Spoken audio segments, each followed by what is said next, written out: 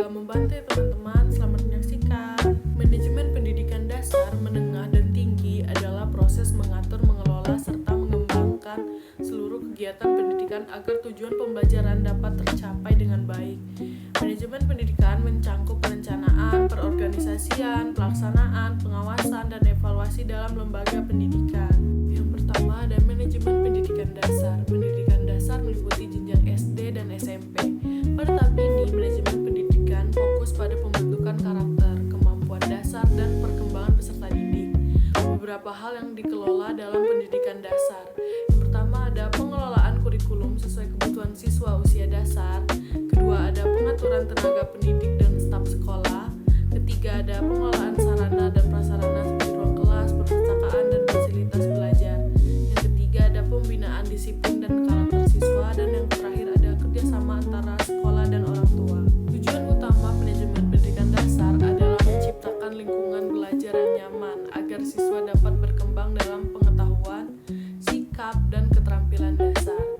Yang kedua ada manajemen pendidikan menengah. Pendidikan menengah meliputi SMA, SMK, dan MA.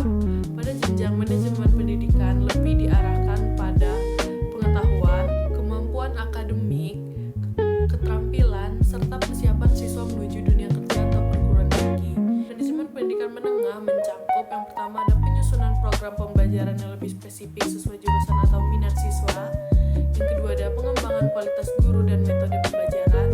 Yang ketiga ada pengelolaan kegiatan ekstrakurikuler untuk meningkatkan bakat dan minat.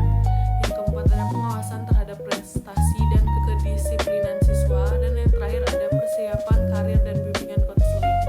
Tujuan manajemen pendidikan menengah adalah membantu siswa memiliki kemampuan akademik dan keterampilan yang lebih matang untuk masa depan mereka. Yang terakhir ada manajemen pendidikan tinggi. Pendidikan tinggi meliputi universitas, institut, sekolah tinggi, politeknik, dan akademi. Manajemen pada pendidikan tinggi lebih kompleks karena berkaitan dengan pendidikan, penelitian, dan pengabdian kepada masyarakat. Beberapa aspek dalam manajemen pendidikan tinggi yaitu seperti yang pertama ada pengelolaan program studi dan kurikulum. Kedua ada pengembangan kualitas dosen dan penelitian. Yang ketiga ada pengelolaan administrasi akademik mahasiswa. Dan yang keempat ada pengaturan fasilitas kampus seperti laboratorium, perpustakaan, dan teknologi pembelajaran. Dan yang terakhir ada kerjasama dengan lembaga lain, baik nasional maupun internasional. Tujuan manajemen pendidikan tinggi adalah menghasilkan lulusan yang berkualitas, profesional, kreatif, dan mampu bersaing di dunia kerja maupun masyarakat. Kesimpulan dari materi ini adalah manajemen pendidikan dasar, menengah, dan tinggi memiliki fungsi yang sama, yaitu mengatur proses pendidikan agar berjalan efektif dan efisien. Namun, setiap jenjang memiliki fokus yang berbeda sesuai kebutuhan peserta didik.